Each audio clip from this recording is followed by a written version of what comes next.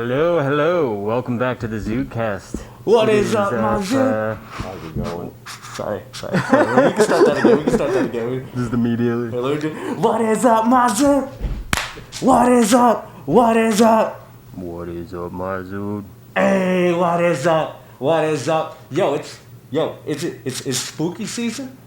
It's looks like October, you know. It's October. It's roughly. It's Danktober, bro. It's Zoodtober, bro. It's Blumpkin Spice season once again. We're back, boy. Yeah. It's episode 58 now.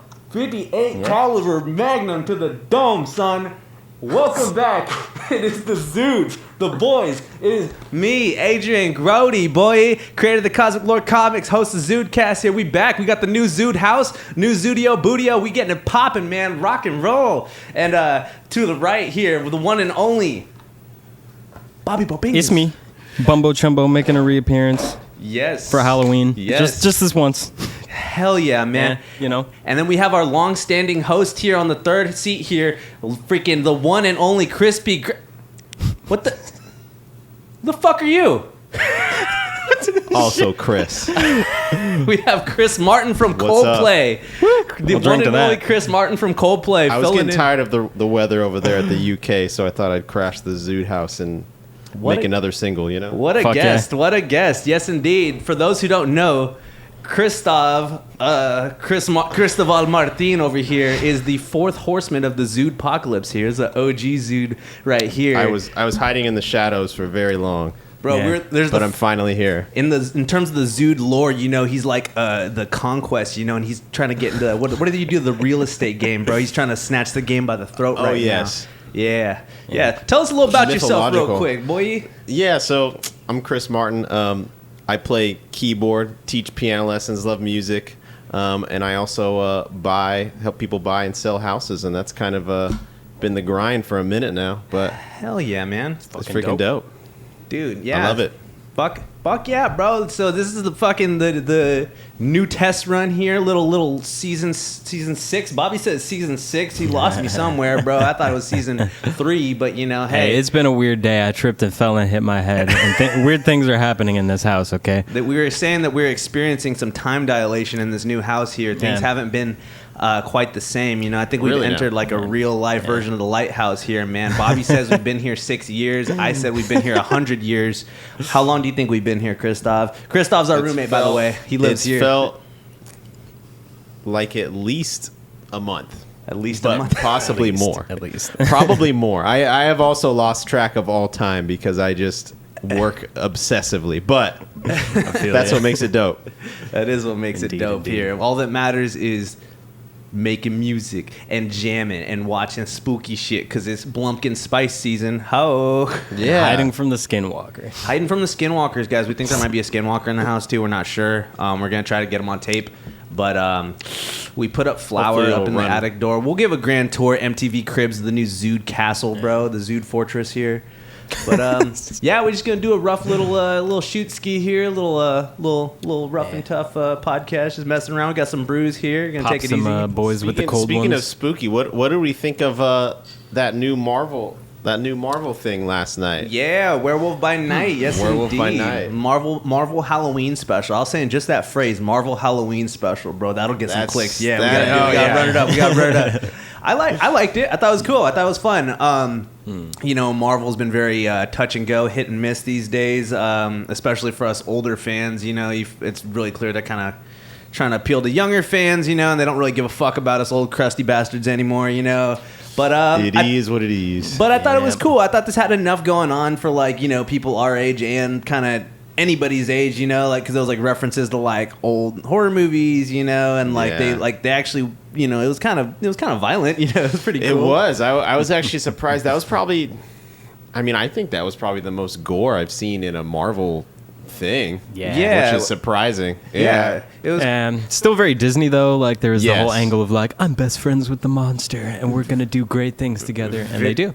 Very much Very so. much. Yeah, and the monster's nice. He's friendly. He's That's- adorable. that's Look right. how cute he You is. can't judge the monster, right? But Yeah, he looked wholesome. I feel like they did a pretty good job of making. So it's called Werewolf by Night again. So it's it's a werewolf story. But the main the other big character featured was Man-Thing, which is Marvel's version of Swamp Thing.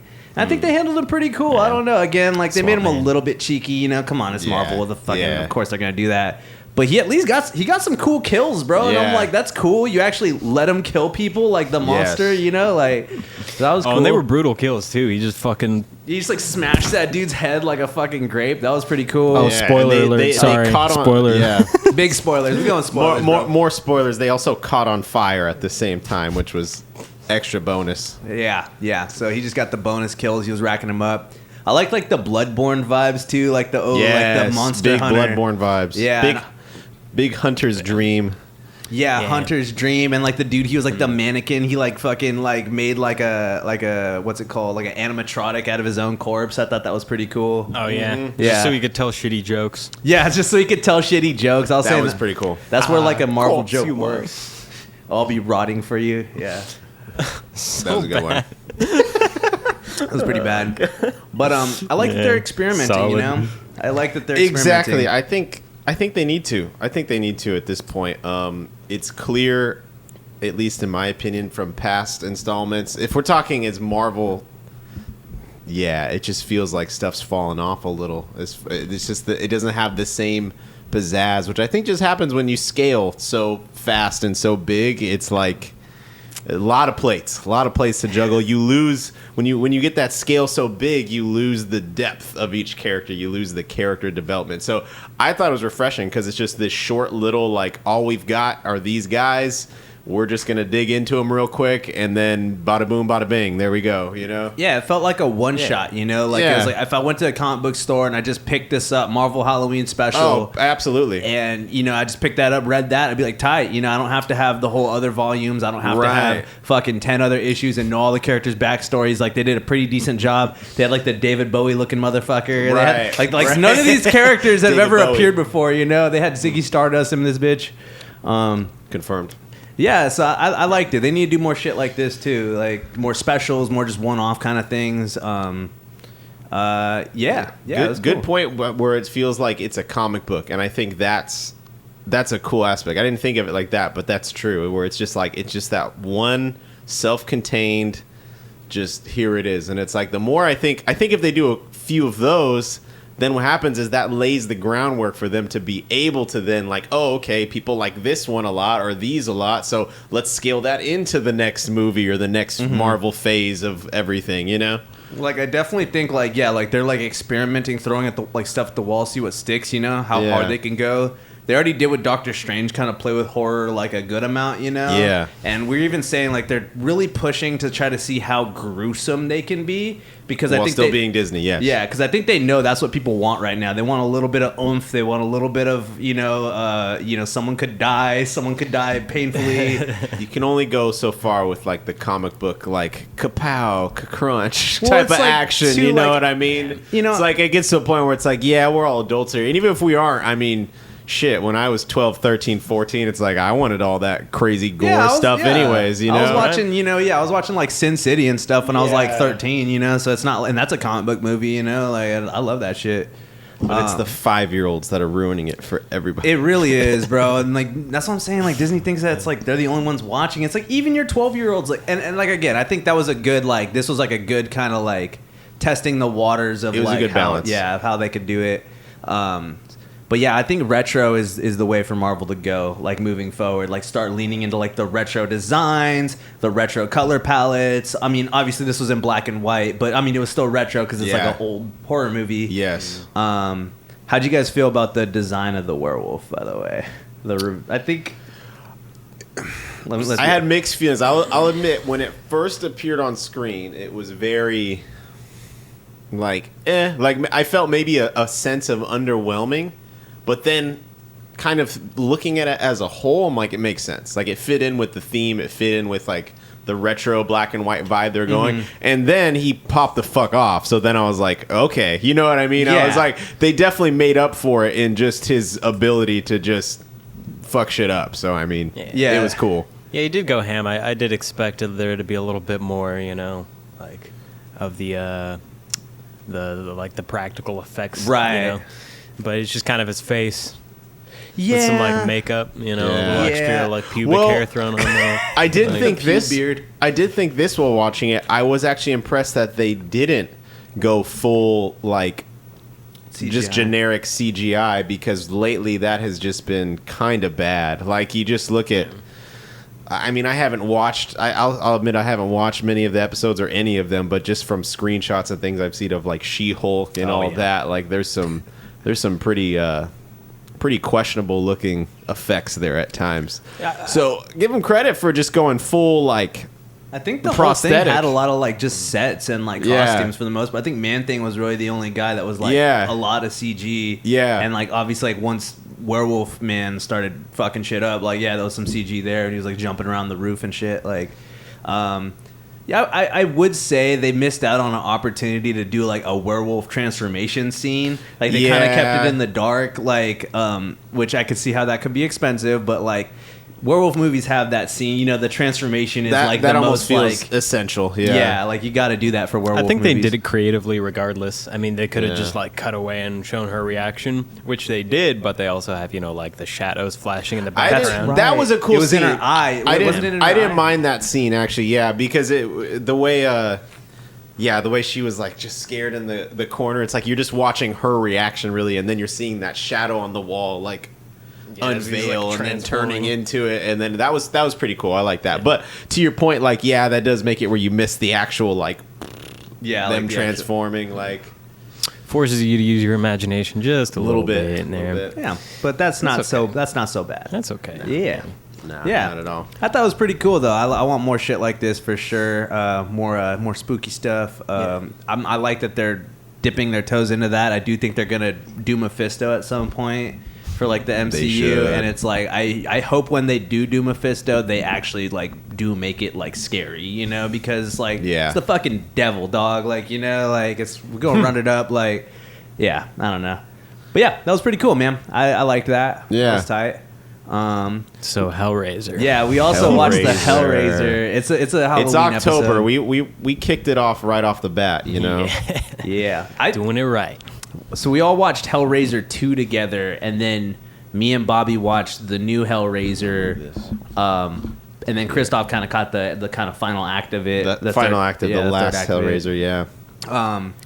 I was just saying too, I was like, I feel like Hellraiser, if it was like Hellraiser, like Razor Blade, the title would still work. I don't know. I was thinking about that a bunch. I was like, Hellraiser, it's still like the same. What's the word? It's like a phononym where it sounds the same. I don't know. That sounds right. I don't know. Anyways. I'll roll with it. Phononym? Phononym. Well, I know synonym would be. Jamie, pull that up. No. Yeah. So yeah, with the amount of skin flaying, I would say Razor, Razor would also fit. Yes. Yeah. Right. That's just classic Hellraiser, though. All right. So yeah. What was I gonna say? So we watched Hellraiser 2, and then we watched the newer one, kind of like maybe like 2 days after. So they're both pretty fresh in like our minds right now, and I definitely say, as a pretty big fan of the series, I really like the new one. Like, it was just a new installment. It had its own personality. I see like a ton of people being like, it's a reimagining of the movie that's based on a book, and it's like, dude, I've read the book. This has 0% to do with the book. This has everything to do with the fact that it's a new entry in the movie series. Yeah. And that's cool. Like, I liked that it's its own thing. They did a lot of stuff different than before, and it has its own kind of identity, I feel like. But it also just, like, respects the lore, you know, enough to where it's like, it just feels like it could just be, like, a new, like, sequel almost, you know? Like, it doesn't feel like... there's nothing about it that's really like, oh, the originals don't matter, or this is a remake. Like, this is just like totally its own thing, which I like. It like could be happening at the same time if it wasn't for the fact that the setting is obvious, but it's literally just like not like correlated to the original timeline necessarily. Right. Yeah, It's just like just things are happening that are related to the puzzle cubes. you know? Yeah, I think they set it up well to make that a possibility too, where it's just like you've got these puzzle cubes, you've got these demon entities that appear and do this thing. You've got this crazy, you know, dark fantasy-esque god that they worship, and it's like, yeah, you could just take that into any timeline really and just throw that in, and then boom, there you go. In fact, speaking of that, I feel like it would be cool if they messed around with like doing like an old version of it, like make that stuff happen in like the 1700s or the 18, you know what I mean? Just like messing around with the concept of people finding the box and like different characters to explore that way. There's a lot of like Hellraiser comics that are like that, where it's like different really? time Okay. periods and shit in different settings. Like one of them's in like the Renaissance, one of them's in like a fucking like, you know, it's just like some, you know, like other just current day stuff, Right. but one of them is like in the 50s and it's like, you know, like in the South, so it's like kind of like, you know, kind of like, you know, sketch like that.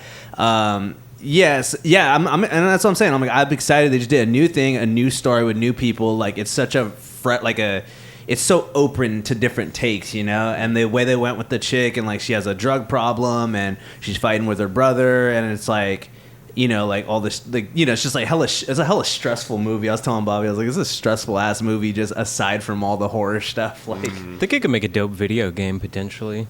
yeah, it could. Like if it's like a investigation kind of game, I feel like maybe, or like a. I was thinking like one of those like looter shooters, like Definitely with some puzzles. like this escape based one where you go in, you loot or whatever, and then you have a limited amount of time or like whatever, you know, is opposing you to escape and actually make it out with the loot. But you know, Right. every like drop is like a different cube or just like a procedurally generated space in the hellscape or whatever it is. I'd be down with that. I think be a kinda horror sick. game would be cool too, though, like a survival horror where you have The to like asymmetrical type where it's like where someone was like plays as like I forget their names. like Sorry. the Cenobites. The Cenobites, yeah. The Cenobites. Someone's the Cenobite, and then you've got like the crew of survivors essentially trying to run. That seems kind of almost cliche with horror games at this point, but it is a good format. Well, even It's if fun. it was like not like an asymmetrical horror, but like just like a narrative driven like survival horror game where like you have to hide and you have to like manage your shit that you have, you know, like batteries and like flashlights. It's obviously I Right. feel like you'd probably be like less. Maybe like an Until Dawn kind of style Yeah, game, you know, where you yeah. make different choices and stuff could really work for Hellraiser. But I think Yeah. I think Real narrative yeah, really like driven. narrative Yeah. driven, like make difficult choices and shit, like, and you could have like the stuff like on Earth kind of build up to that, you know, like make decisions like in like your character's life or whatever. But yeah, movie wise, I liked it. I liked how the Cenobites were a lot more alien looking this time around. They kind of leaned into the cosmic horror. Kind of bad though, bro. I'm not- You know, Lady Pinhead can step on my nuts. That's all I'm gonna say. Oh boy, Yeah, Lady Pinhead. she can give you a gift, huh? I'll take it. I'll take it if it's Lady Pinhead. If not the other one, no, not the other. Not the OG, not though. any of the Not other OG, one. no OG. Only Chatterer. Chatterer is allowed to munch too. Chatterer can munch my ass. That's fine. He's a classic. He's a classic. Pinhead and Chatterer. That's it. I have a three-way with those two. All right, It's an abrasive experience. It's that sums it up. just prickly pears. But yeah, I mean, they went like kind of a slasher route with it, but I think they handled it well. There's like a really like a lot of potential to fuck that up because like in the originals, there's such a like looming threat. You know, they're like, you better not fuck up because we're gonna get you if you slip up. You know, like, and it's just kind of like, yeah, they're gonna torture you. They're gonna spread your balls and they're gonna flay your dick and they're gonna do all that. They're gonna do all that and laugh about it. Sensation. So the way that it was like, oh, you like mark people, like you like scratch them with the box, and then the Cenobites come for them. That was like a good way, I feel like, to write around that, you know, to like make them into kind of slasher villains, because that's what people want to see. They want to see the monsters fucking people up, you know. Like, let's be real. with the box. Yeah. I'm gonna scratch a bitch with the box. Right. I'm gonna hit a lick. Right, man. They do all that fucked up shit to you, and then they gaslight you to believe that it's a good thing. They're like, "What you mean? Don't it feel good?" And They're I'm like, "Isn't it a gift "Dude, they that fucking I ripped your skin off?" Yeah, I got too much of that. yeah." It was Too much skin. too much fucking skin on me. Oh my god, that scene on Hellraiser 2. Yeah. Too much skin. Oh my god, yeah, dude. And Hellraiser 2, the fucking the where he's like fucking slashing himself with the razor blade, And then bro. you can see his the schizo lore scene. Dude, this such a schizo lore franchise, bro. Like, I love Clive Barker for that. He's one of the ultimate fucking schizo lore dudes out there. big time, bro. Like big he time. wrote a children's book series called Aberrat, which is actually fire because he's not known to write like children's stories, or it's more like aimed at like teenagers. Yeah. but it's like hella like just psychedelic fantasy shit where he's like going to strange lands and encountering like people with like weird antlers and multiple heads and shit. Yeah. And some of you probably know what I'm talking about out there. Yeah, man. If you fuck with Aberrat, drop a like, drop a comment, like, drop bro. a comment, Tell us your favorite Aberrat drop story. a shit in your pants Let right us now, know. maybe. Yeah, I want to watch this other movie by Clive Barker called it's called The Midnight Meat Train. Sounds a little sus if you ask me, but apparently sus. it's supposed to Very. be like pretty wild too. It's like another movie based on a Clive Barker story. Candyman is also Clive Barker too, by the Oh, way. yeah.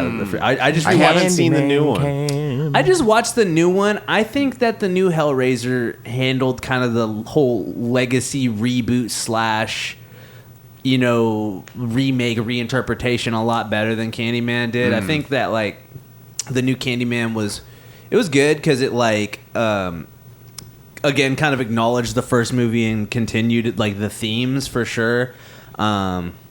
But I think this new Hellraiser again just like took itself in its own direction. Oh, you had like that weird villain fool who was like hella just Jeffrey Epstein, like hiding in the walls. Yeah, They took like a creeping and crawling around. they took like a weird like kind of gothic angle on it. I feel like because they were like in the mansion and like the mansion itself had like weird trap doors and shit and like It's very Resident Evil at a point. Where Yeah. you're just like wandering the halls trying to escape the man that's chasing you and Right. stealing shit and just pops up They out probably of nowhere. took that from some inspiration from Hellraiser 2 with that, right? With the halls and all that.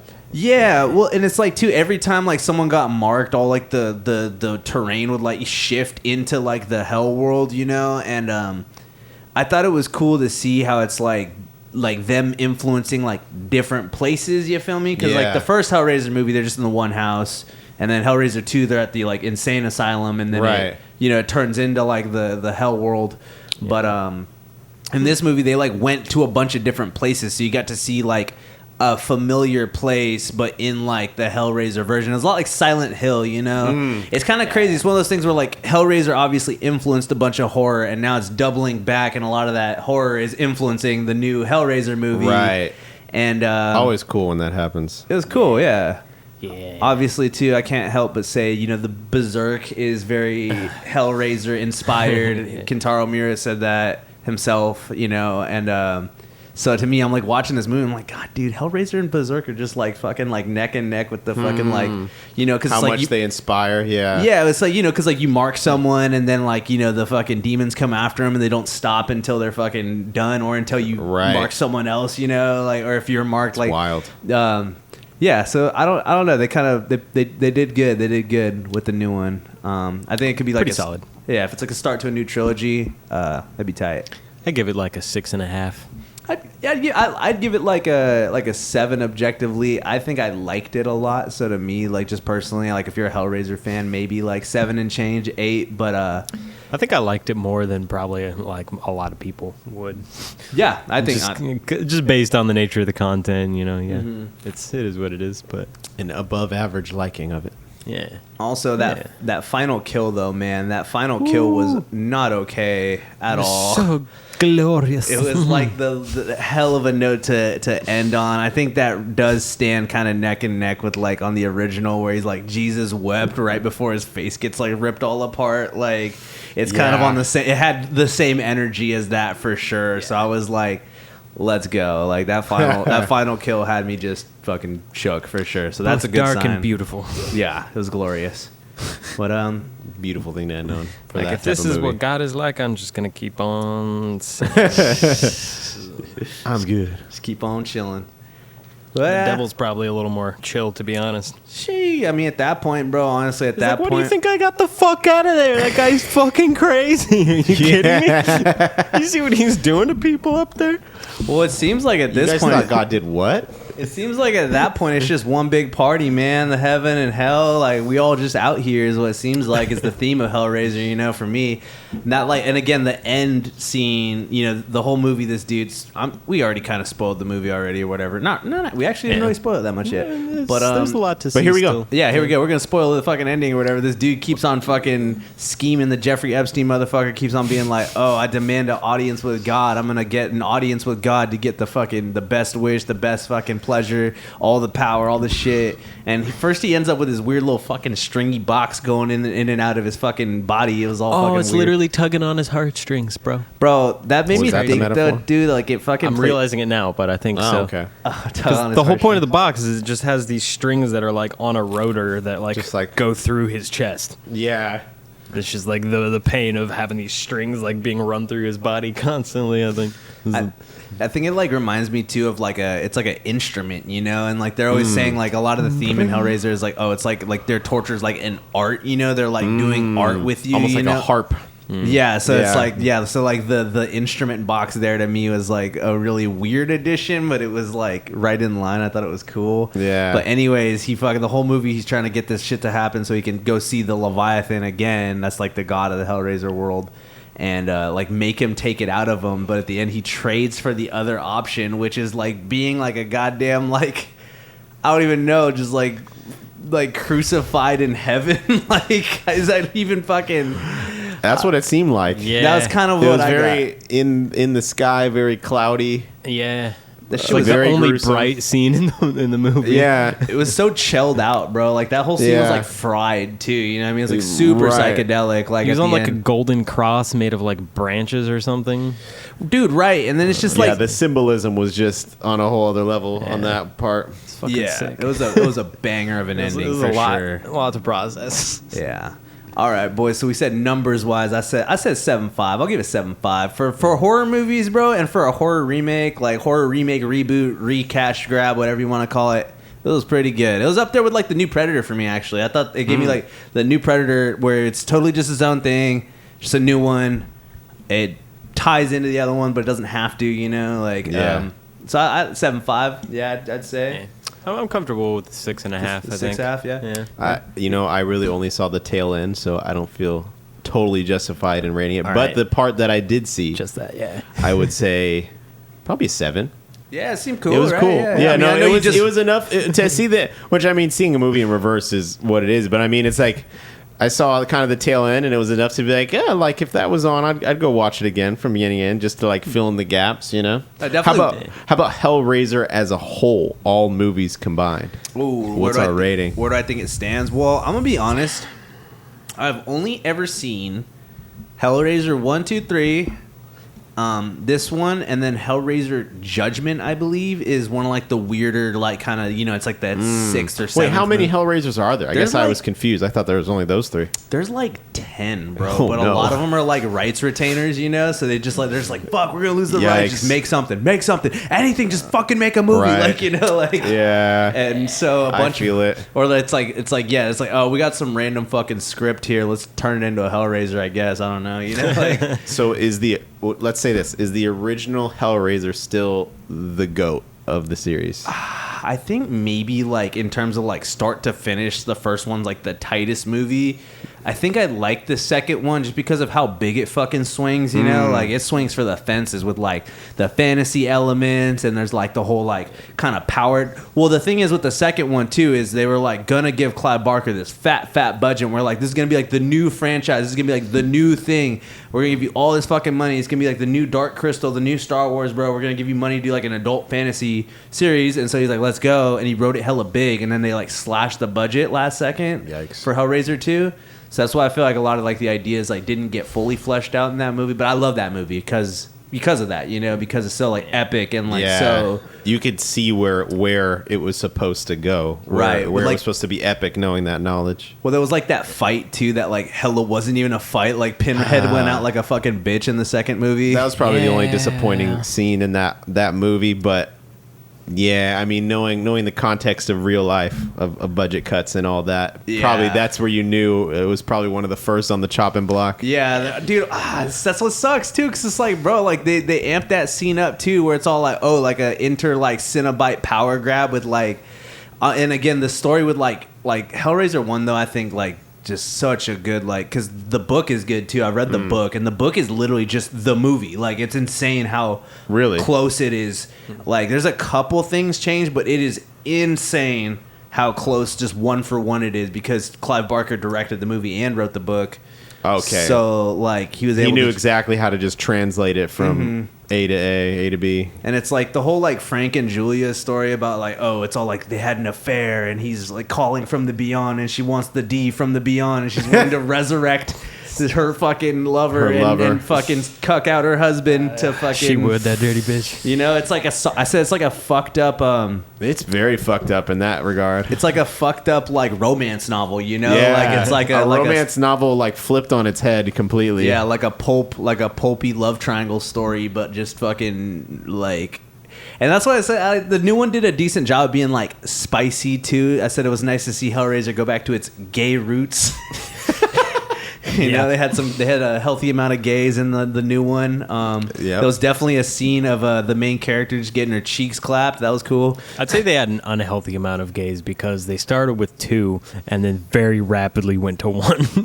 Oh yeah, no, the brother got freaking dude. He Yeah. got R.I.P. because at the end of the movie, He's like, I'm gay and mad. dude, oh my god, he was so gay and mad, bro. they fucking, oh man, yeah. No, I think they captured the tone though. You know what I mean? Again, Nice. there was those shaboinking. There was like the drug addiction angle. I said it was like Euphoria Razor, bro. Hellraiser cross Euphoria. Got to throw a little sex in there, you know. Little sex, drugs, and a scrotal flaying. Oh boy, yeah. The classic combo. Yeah, classic combo, man. Oh my god. I mean, I got a kick out of it, to say the least. Quite Yeah. brilliant. Quite brilliant. Yeah. I'm kind of mad. I didn't realize I missed the cheek clapping scene. That was It was like right in the beginning, bro. It was Man. like right after like the course. fucking title card. Like you literally just go really just right into it. just like fucking just getting fucking pounded. Yeah. Wasting no time. Yeah. So I was Alright, so I was like, all right, yeah, they know what we're here for. Like, Yeah, but straight with the pleasure. I think I would definitely say though. I mean, maybe my favorite is the second one, and then the first one, and then this one. But I think the first one's the best, and then the second one, then this one. I'd say. All right. Apparently, the fourth one's supposed to be pretty good too, but I've never seen the fourth one. I feel like it could be more epic. There's just not enough lore, or there's not enough to like go on. You know Not what enough I mean? fleshed out. It's like we got Cenobites, we got evil hellscape, and we got unknowable forces that they call God.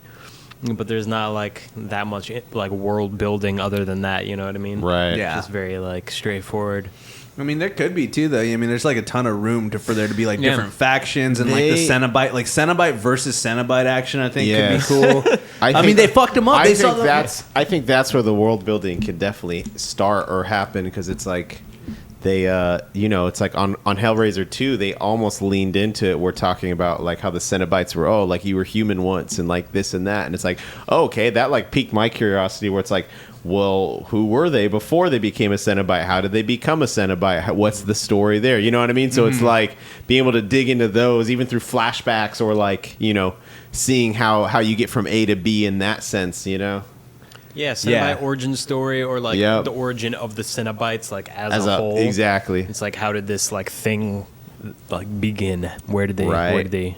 They come could totally from? start with some ancient like Mayan or like Aztec type, like Oh, yeah. alien society-esque type of thing, where they conjure or like create the Leviathan or some shit, Yeah, or even like make it be like some weird like hell like Dawn of Time type shit, with like some weird civilization that's like never even been seen before, Yeah.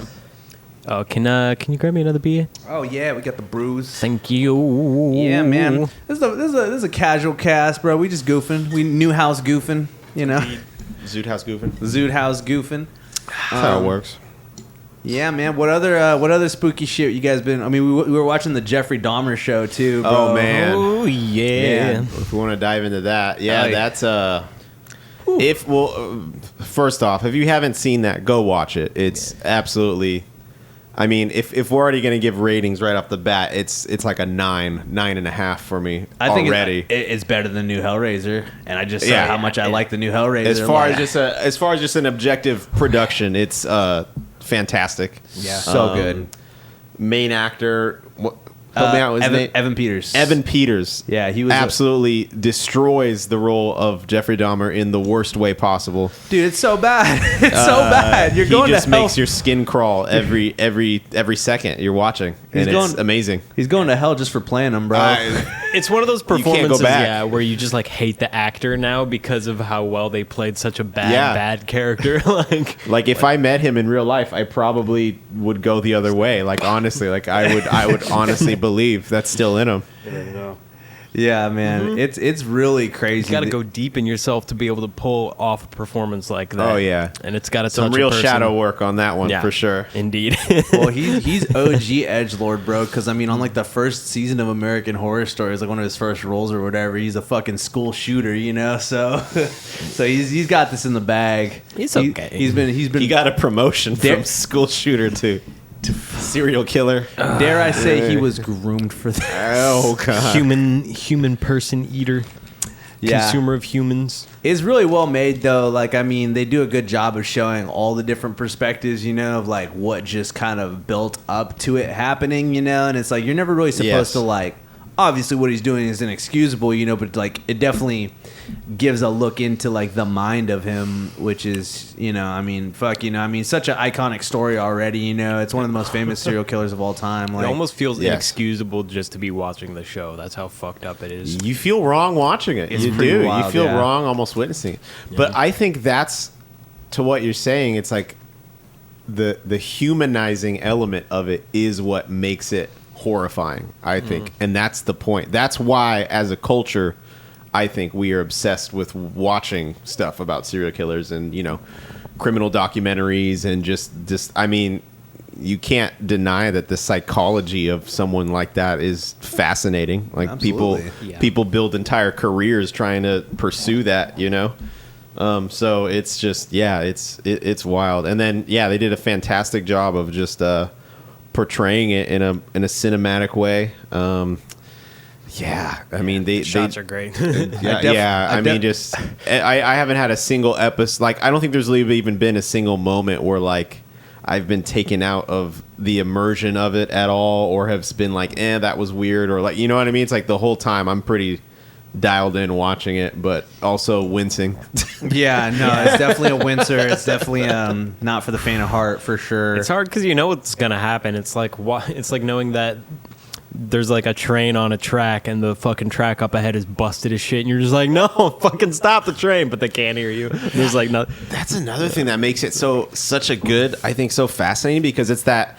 Because with any other movie, since this is an actual historical thing, right? So it's like, except for like, you know, historical pieces, it's like you don't really have that element of like, I know what's going to happen, you know, unless the movie does a really good job of foreshadowing. But in a way, it's like they don't even have to do that. They can cut that out of the equation entirely, because you know who Jeffrey Dahmer is, you know what's going on, you know. So it's like, it's just him just portraying himself, and you're just, oh man, just the build up to every moment is just like, oh god. Yeah, You're just waiting for it to go down. It's a hard one to watch. Yeah, no, we said we've agreed to take just one episode at a time. Oh, one it's a one night episode a night type of thing. Because we watched like the first like 4 or 5 just kind of back to back, and we're like, all right, guys, that's enough. That's enough gay necrophilia for one evening. I definitely think this has more necrophilia than any other show I've ever seen in my whole life. I think. By a large They margin. are not afraid with that genre. Yeah. This disturbs me more than Homelander's milk scenes in The Boys. By far, yeah, easily. Where it's just like, I don't know. And just as far as like the delivery of his acting, you know. what I Oh mean? yeah, no, yeah, the delivery Where is he's just fucking like chilling. sniffing something up and he's just like, Oh my god, yeah, I know. When he It's was like like, coming in his when he was pants. like touching the meat of like the fucking person, Oh, he, you know, like that's where he's we gonna just eat. left off, Yeah, too. we like just fucking. We definitely are going to watch the rest of it later, I think. Yeah. I'm down to watch it Yeah. again, but holy fuck. Yeah, it's just... Yeah, it's definitely they came in swinging for Halloween. But watch that's it. for sure. But yeah. watch it. If you can handle it, watch it. It is amazing.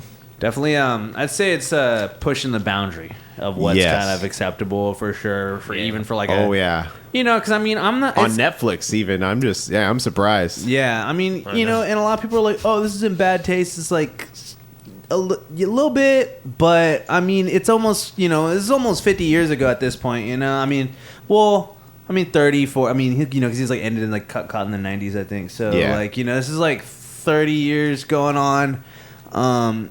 It's like South Park says, you have a 20-year statute of limitations. Yeah, on when horrible shit becomes funny. And it's not fun. So. They're not even doing funny. You know what I mean? They're not even making it funny. There is zero comedy in this. There is very little comedic relief in this show. Any laugh in this show, yeah, any laughing sure. is just like copenism. Like, it's just you 100%. coping with how fucked up the shit you're looking at is. Yeah. There might be some, oh man, yeah. There's some scenes where that feel more lighthearted and nice, but in just like, wow, he's when making a friend. Yeah, but when it's in the context of the whole thing, you look back and you go, but fuck, he's gonna butt fuck, but he's gonna butt fuck. Yeah, well, he's gonna do a lot of that too. But the people at this party, nobody at this party knows I fuck dead bodies. Oh my god, bro! Yeah, Jeffrey in the corner, bro. Fucking. Oh my god. So that's bad. That's pretty bad.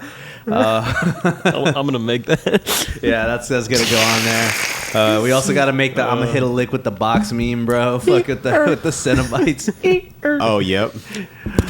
I think it may be dab o'clock though, boys. Might be the time for the Dabarino. You can't smoke in the house. Christoph's rules. Christoph lives with us, by the way. I don't know if we said that. It's the Zude house. There's fucking Christoph, I live here. Chris, Bobby, and me, and we did it. We secured the bag. Christoph was the Zude we were hiding when we got raided. You feel me? Christoph was the Zude that we were hiding in the Ace basement. up our sleeve. Yes. Yeah. He's like, surprise, bitch. We have another white man in the crew. Yo. 2 for 2, 2 for 4, actually. Well, all things in life must have balance. You had to ease it in. You couldn't go out with 2 right off the bat. That's just. Oh, my thing's dead. Ah. Fuck me. I didn't charge it. We thought we were prepared. Fuck! I'm an idiot. What are you gonna do? What are you gonna do? Dude, this fucking You're sick good, ass. man. I got pen though. Oh, There you go. See? Back up. okay. We're solving problems with our brains today. All right, y'all can make that happen. It's a piece of shit too, but Oh yeah, it's almost a gunner, but that's okay. yeah, it's all good.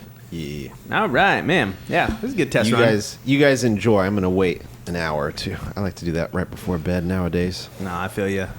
For sure. But damn, does it smell good? Yeah. Wow. All right, so Christoph, you're the guest now. We're gonna pivot over from spooky shit, horror All movie right. shit, over to the little guest interview here. Let's go. Yeah, so you play piano. How long have you been playing piano? And what are your favorite pianists? What are your favorite pianists? Pianists, yes. Favorite pianists. Pianists, yes. Yeah. Good questions. I've been playing piano for I think about 11 years now, which is kind of wild. Looking back on it. Mm-hmm. But it kind of makes sense. I mean, I feel like I'm pretty good, so I'm like, that adds up. It's a good feeling. It's a good feeling I'm for like, sure. you know what? Yeah, okay. All right, I'm pretty not. Yeah, I mean, it's just the imposter syndrome's always real sometimes, right? It's like, I mean, I literally get paid to teach people to do it, and then even then, I'm like, man, I kind of suck, you know? It doesn't matter what you do. But no, objectively, I feel like I'm pretty good at it. Yeah, 11 years. And what was the other question? I'm sorry. Yeah, so 11 years. Who are some of your my favorite pianists. Pianists, Yes, big pianists. I would say I'd start with the classics, kind of cliche, but I feel like if you go ham on piano, you gotta fuck with Beethoven. Of course. yeah. You gotta fuck Of course. with Bach. You gotta fuck with Chopin. That band nerd shit, bro. Pretty All the much. bangers. I mean, nerd you bangers. all got to start with that. Mm-hmm. All the classic patriarchal white Exactly. man shit. All the Eurocentric, yeah. Terrible stuff. After that, getting to I like to think of it by genre, I personally like a whole lot of genres. I respect playing classical music. Me personally, I like to write a lot of things. I like to I went to college for songwriting, arrangement. I'd say I personally like to write a lot of stuff on like the more R&B jazzy side of things. Yeah. When you and I collab, it gets very future bassy. I love to have Absolutely. some cool extended chords that are way more complex than they need to be. It's always fun. Add a little extra flavor to things. Yeah, but I'd say for like old school jazz R&B, it's like you gotta love you gotta love Duke Ellington. You gotta love Little Ray Charles. Little Ray Charles, exactly. Old school R&B. Probably my favorite like 60s jazz pianist is probably Bill Evans. He's pretty goated. As far as more modern stuff, I mean, gosh, like, Jacob Collier. Now there's Robert a cock size I Glasper. can get behind. Now that is yeah, that's a guy that makes you want to quit music entirely in a good way. God, no, he made me want to live, bro. He's like a golden god when you see him. Jacob Collier? He looks immortal. Like, literally, his skin, like, glows. It's so bizarre. Huh. What? You've seen him like in person, like live or yeah. something? Really? I didn't know that. Yeah. When? Last year at Second Sky Festival. Oh shit. Yeah. How was it? Was he? I'm assuming he was fucking amazing. It was incredible, and his supporting band was also incredible, thoroughly talented. Of course, that makes sense. But he was, he was mentioning on The stage. shining golden god. Straight up, it's bizarre. Like, he looks so fucking youthful so- and alive. Like, he can just afford to buy all the vegetables in the world, and he just loves to eat them just as much as he loves doing everything in life. He's not only as a musician, he's just a trip as a human being for sure. Like, and I think that's the outlook, appeal of him too. It's like, in a weird way, he's just like a child that's an adult, but like, Yeah. he's just like, it's just like he has this vibe that he's just like this immortal prodigy. Like, it's just very. But yeah, I mean, God, he's so happy. It's like, how could you not love the guy? Michelob, the unalloyed. Yeah, exactly. Yeah, I think Jacob Collier is, like, definitely one of my biggest inspirations as well. Oh yeah, I mean, there's been times where it's like I've dove into some of the things he thinks about theory-wise and all that, and sometimes he explains it in really simple ways, and I'm just like, oh my God, like I've never thought of it that way. Like that's crazy, and you get inspired for sure. And then Yeah. But yeah, other than him, I'd say also like Robert Glasper, Corey Henry, of course, if we're talking like keyboardists, like piano players, like, so yeah, those motherfuckers for sure.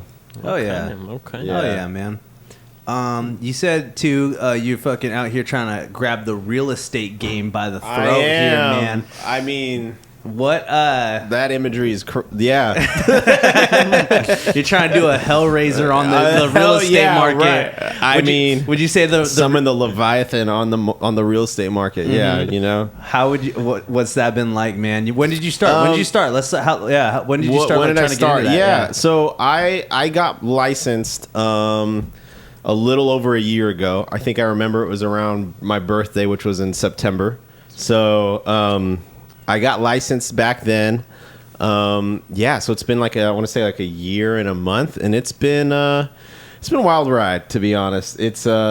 I'm doing it part-time at the moment, but I'm learning a whole lot. I'm kind of just thinking of it as, like a college experience where I'm just soaking as much as I can. I want to be the best I can be at it. That way I can just, provide value to people, be good at it, because it's a daunting thing, man. It's like it's a lot. It's very complex. There's millions of aspects to it. It feels like tons of industries tied to it, and it's one of those things where like everyone needs a house. So very like foundational sort of trade.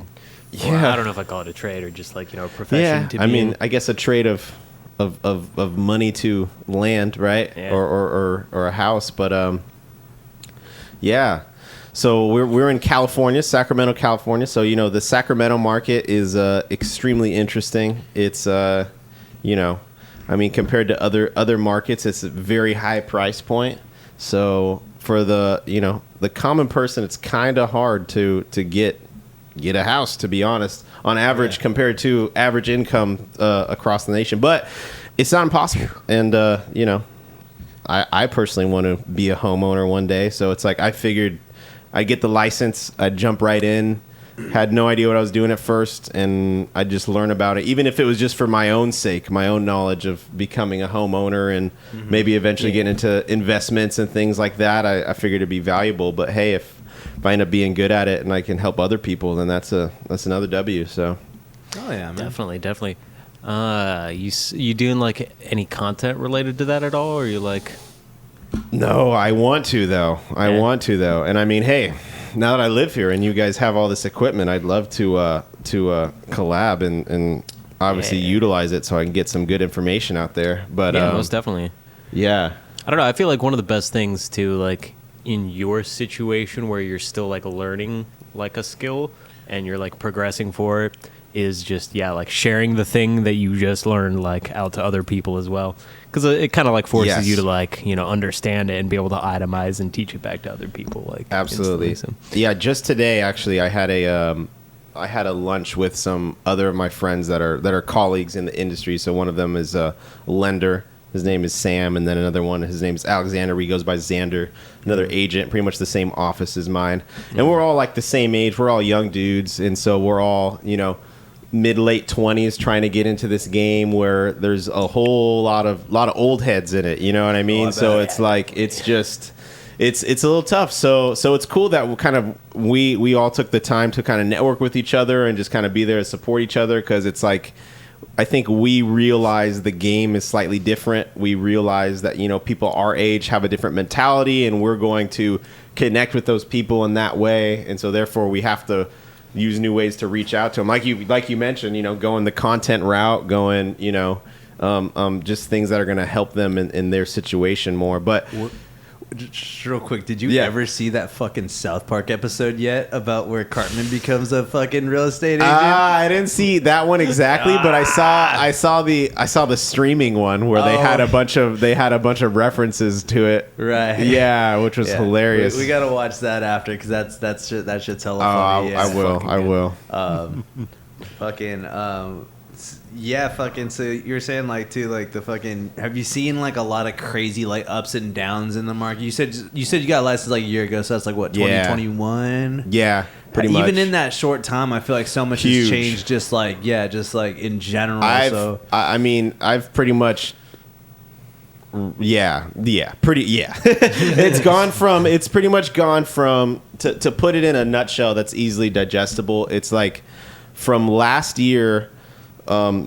For listings on the market, which are houses that are on the market to be sold, inventory was really low last year and demand was extremely high. So that's why we saw, and the aftermath of COVID, for whatever reason, all of those things combined, and low interest rates, we saw this giant influx of buyers come in, and we saw insane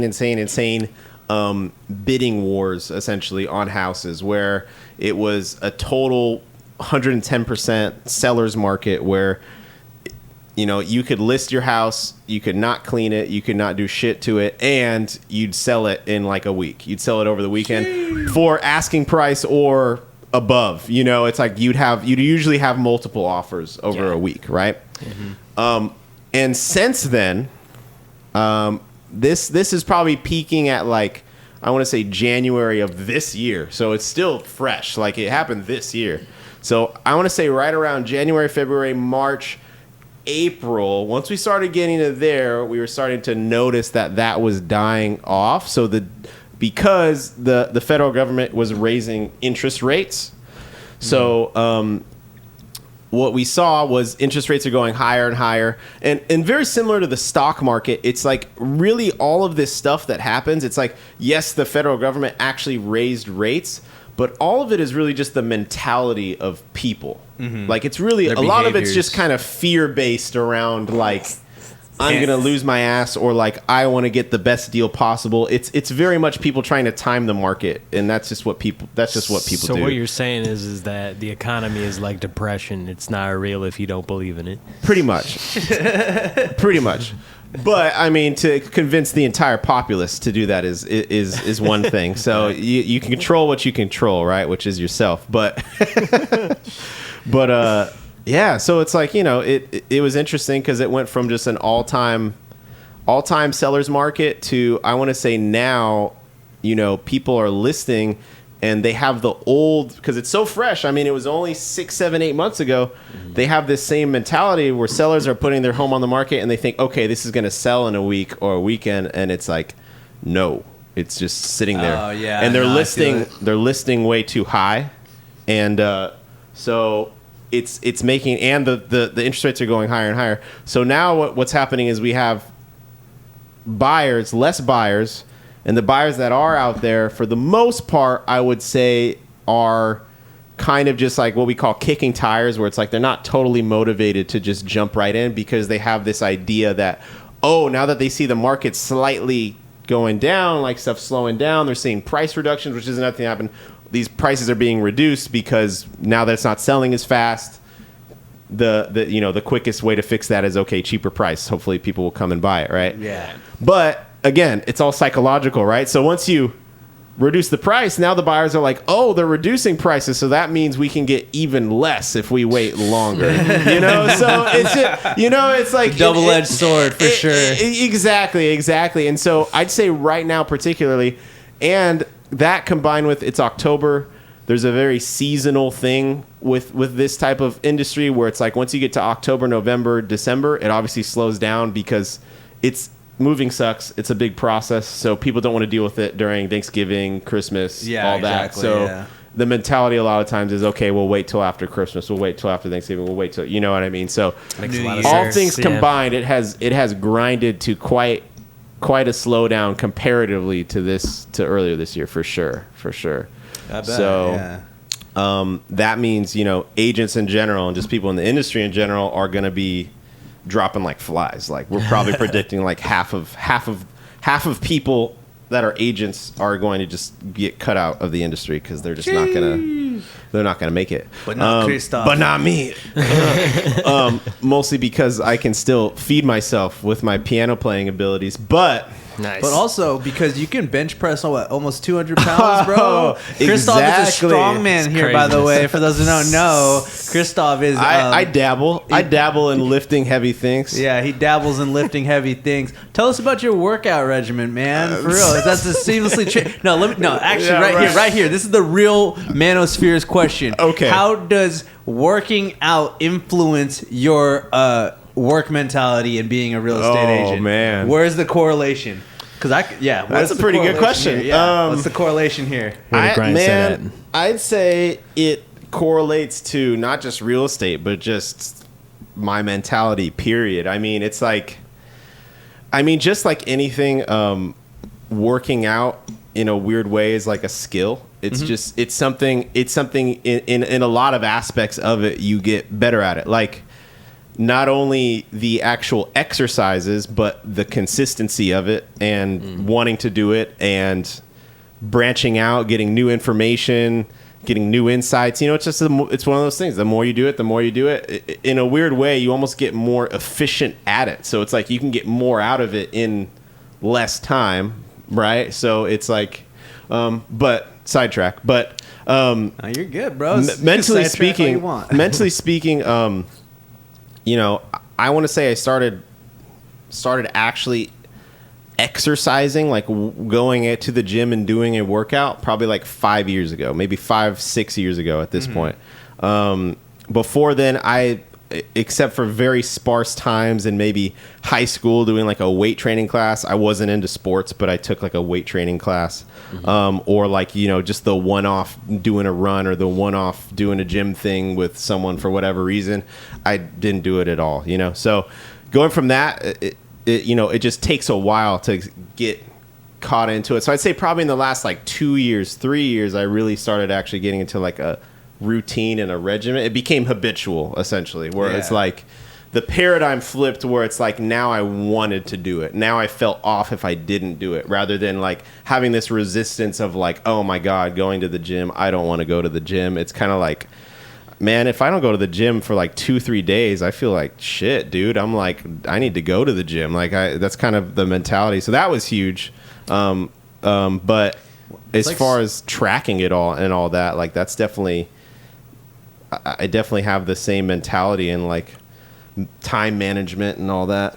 It helps you like work it. Like I feel like it helps you like correlate like your mind almost Yes. too. You know, because especially like once you learn more about like lifting weights and exercising, there's like that mind to muscle kind of thing. Yes. You know, where you have to really pay attention. It's like okay, you could like work harder or work smarter. You know, and I think I kind of Finding the balance. yeah, because I used to be like too, like, oh yeah, I'm just gonna throw around a bunch of heavy weight. Oh yeah, I'm gonna get so fucking ripped. But then it's just like, bro, if you just go slow and actually concentrate, it's like, I fucked up my shoulder before. I fucked up like my kind of under my hamstring, from lifting wrong.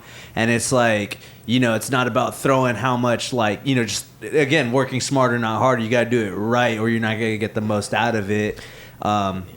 And yeah, that shit's cool, bro. I think everybody, we work out all the time. I think everyone, no matter who you are, should give it a shot. And it doesn't have to be weight training, although I highly recommend it. I think it's great. But like, doing anything that makes you active, it's like, God, it's so good for you, and it only gives you good things. And like, yeah, it sucks. It's not as fun as doing what we're doing now, sitting on the couch and drinking beer, but you could do both. You know what I mean? Why not both? Why not both? Why not both? You can have both in your life. You can make time for it, and it's like it's definitely worth it in the long run. But no, to your point, the way it structures your brain is kind of crazy. I mean, I feel like the actual physicality of it in a way like biologically changes you. Like I feel like the way you make muscle, and it definitely affects your hormones, and it definitely affects like your blood flow, your testosterone, all that good stuff.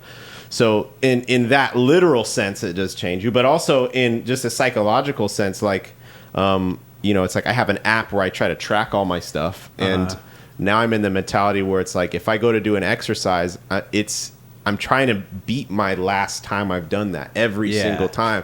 So it's like being very data oriented, where it's like, okay, hey, I'm doing this shoulder press, and last time I did 90 pounds for 12 reps, so I'm going to try 90 pounds for 13 reps, or now I'm going to try 95 pounds for 10 reps, but every time you're pushing yourself.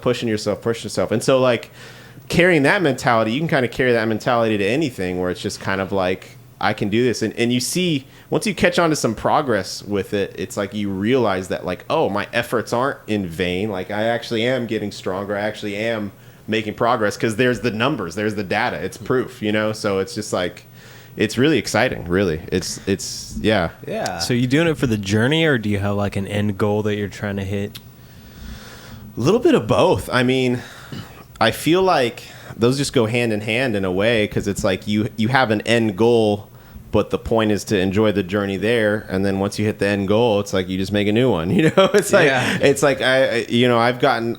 It's funny because I look back and like, I mean, I want to say I weigh about 175 right now, and I've fluctuated in weight just through dieting and stuff like all over the place. But it's like I've the scrawniest, the least weight I've ever been was 145, which was really, really gaunt for my frame.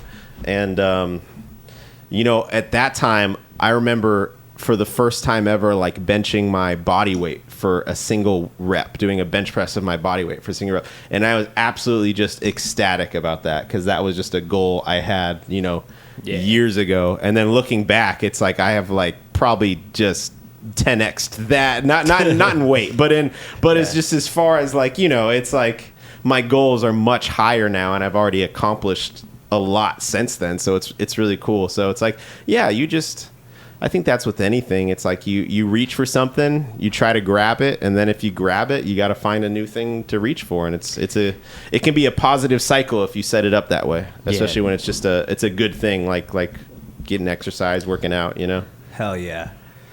Fuck yeah, you. bro. Dude, Yeah. so this I was going to say, you have any more questions for Christoph, by the way? So I was going to just pivot away to just general Zude House. This Zude House, man, has been quite the move, like, for, all of us, did a little update for the audience here, yo. We were scrambling and scrombling. We did ZUDECAST at me and Christoph's apartment for a minute there with the last set, the kind of interim season. But this new place has been a pretty fucking sweet game changer here. We got a lot of shit kind of. It's still getting better too. I mean, we're still figuring out the space. It's been about a month, I think, because today's the 10th Yeah. I think. Well, we moved in what? I want to say the 19th. 19th. Okay, so about 3 a week or weeks, so. It's been close to a month. Yeah, 3 weeks. 3 weeks. And yeah, I mean, obviously, moving is what it is. Like, it's kind of slow unpacking, getting settled in. We all still have to work, get our stuff together. But Get the bag. Yeah, but it's been cool. It's been a move. It took us what? Probably 8 months to find this place of Yeah, man. countless apps, countless money probably down the drain, but here we are. Hundreds of dollars in app fees. Bro. It was worth it. I'd say it was worth it. It was a worth it. journey, bro. Yeah. Hey, We're shout finally out here. Chris. Chris isn't here right now because Chris is actually on tour. Yeah. Let everybody fucking give it up for fucking Chris, bro. Bobby, He's clap, out there clap, living Bobby. a dream. He's slaying it. He's out in In Portland. he's and out in Seattle. the crown jewel of America. He's in Portland, Oregon. Bro, that motherfucker, that Eddie Vedder lookalike is up in Portland right now. The land of the I love that Vegas and the motherfucker. Vins. Yeah, I fucking hate Portland, but I hope you're having a fun time. I like Portland. I went there for my 21st birthday and it was bullshit. Yeah, did you go to any Yikes. titty bars? Any strip clubs? No? No, What? So you didn't go to Portland then? My brother's land. I guess not. I'm just kidding. No, I feel it, bro. I went to Portland when I was like 16. I mean, it was cool. I went to like Burnside and stuff, like the skate park. Yeah, it's like a super famous skate park. It's like in Tony Hawk Pro Skater and stuff. Yeah. But it fucking rained the whole time. The rest of the time, it was like one day it was sunny, and then the rest of the day Yeah. like fucking rain. And I was like, well, great. What the fuck am I supposed to do with this? You know, like I'm on vacation and it's rainy as fuck. Like, I mean, I guess that's the experience. You It's know? definitely But- not the summer beach destination for sure, but you know, It was cool though, because at least I was like going during like winter time. It was already like winter here, so I like Sure. went there and it was just like normal, you know. And then I came back and it was like a California December, so it was like sunny and shit. So it felt Different, like different. sunny up here. right? Well, I'm a spring baby, so I was up there and it was definitely very like rainy and like overcast still. Yeah. But essentially, my brother was staying up there at the time, and excuse me. So I go up there to visit him, and it's my birthday. We go to the fucking bar, and it's like dead empty. Nobody is in there, not a single soul except the bartender. Order one like $8 drink, and then we're just like, all right, let's go back home. And then we just Yikes. fucking made beats in the studio with a bunch of gangbangers, and it was chill. Well, that part sounds kind of At fun. least sounds tight though. You make the most of it. yeah. It's just uncomfortable being in the studio, and there's literal just like handguns just like chilling on the like the table. Oh gosh. yeah, like, it sounds yeah. a little Like hectic. anything could pop off. Yeah, I bet they're like, yo, this track better fucking slap, bro. I was like, Or something else is gonna slap. You know, you don't need that gun for any particular reason, do you? You're not expecting nobody. I think it's That's dab true. o'clock, good sir, though. That's true. Is it? Do we Yeah. have? Yeah, do we have a Portland- charge? We got charged. Oregon and Washington definitely seem like those. Oh, I'm good. Thank you. Right, I'll, right. I'll do it later. for the cast.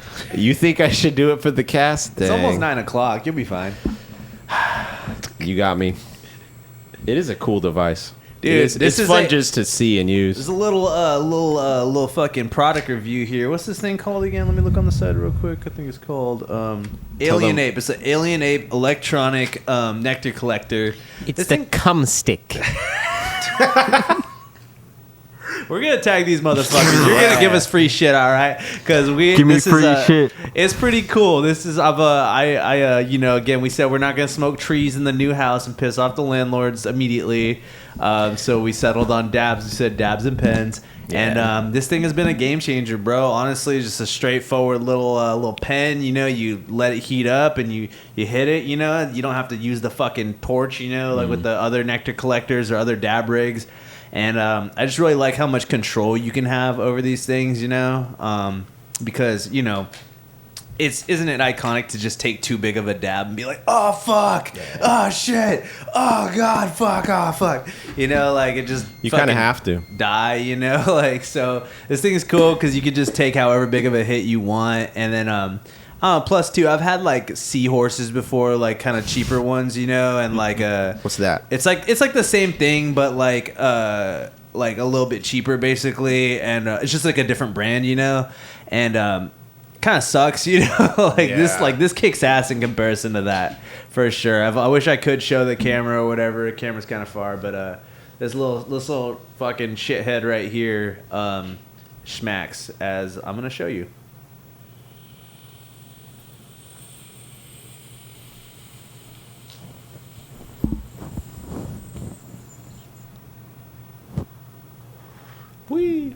It's Pretty so straightforward. sick. Pretty straightforward shit. I like it. And that was the tutorial on how to use. the alien ape. It's got standard controls, by the way. Click it 5 times, turns on. Click Standard it 3 times. controls. No, for real. It Standard has the point same. and click controls. That's actually important It does, psychologically. no, for real. You know, It has the same controls as a overdo 510. it. Don't try to reinvent the wheel here. Yeah, It's got your average You Call got of your Duty. 5-click button. yeah. 5 click on, You got your 5 click holds. off. Hold it. To hold it. 3 clicks to change heat. Yeah, it's cool. Come on now. It's cool. It's cool. I like it. You can dig dabs in the house. Yeah. Indeed. All right. We got anything else, boys? I think that might you want to call it there. Or? I got a big load inside of me. I'm waiting to get rid of. Well, yeah, I think that's. I think You at heard it that- here, I think folks. I think on that note, what is up, my Zude? What is up? What is up? Thank you, Christoph, for being the guest. Thanks for guest having me. host, not just a guest host, Oh, I was filling the in host? for I the didn't filling in realize. for the one and only It was all Crispy you. You- Grooves. you- Oh you yeah, did you the whole killed it. thing. You destroyed it, bro. We weren't even it here, was bro. great. It was great. You got to let us go, man. The accident was 10 years ago. You make it Zudecast all on his own. Yes. Yes. All right. Thank you for tuning in, Adrian Grody, Robert Ware. Robert Ware. Christopher Martin. Christopher Chris Martin dot the dude on Instagram. Or if you want to get down with buying a house or selling a house, Chris Martin dot the realtor. Ho! Yeah, this is your guy. This is your guy. All right. All right. It's That spooky being said, season. Thanks Be for joining safe. us Thanks for tuning episode in. 58.